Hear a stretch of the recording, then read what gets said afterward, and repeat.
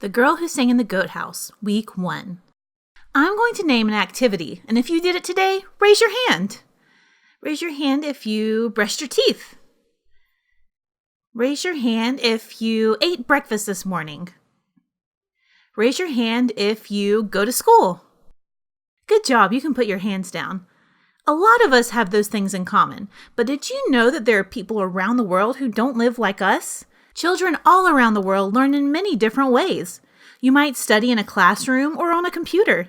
Some children might study outside or in a room with kids of all different ages. Here are some pictures of children around the world learning and studying. In fact, some boys and girls don't go to school at all because they need to learn how to plant and harvest crops instead.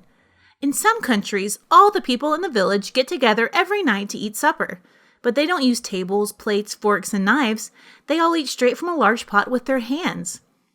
Even though people live many different ways in different countries around the world, there are some things that everyone has in common. Can you name some? One thing everyone in the whole world has in common is their need to hear about Jesus. That's why people called missionaries go to tell them. Some missionaries go to other countries and work normal jobs so that they can tell their co-workers about Jesus. Some go and help the people in other countries learn how to plant food and take care of animals. Some missionaries teach in schools. When the missionaries build friendships with the people, they have more opportunities to tell others about Jesus.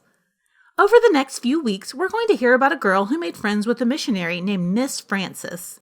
Miss Frances was a teacher who told her students about Jesus.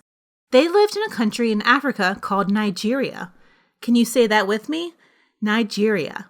We will hear how God used Miss Frances to help a girl named Wamdi from the Tangale tribe. Wamdi was going through a hard time. Who knows, maybe this true story will encourage you to become a missionary someday.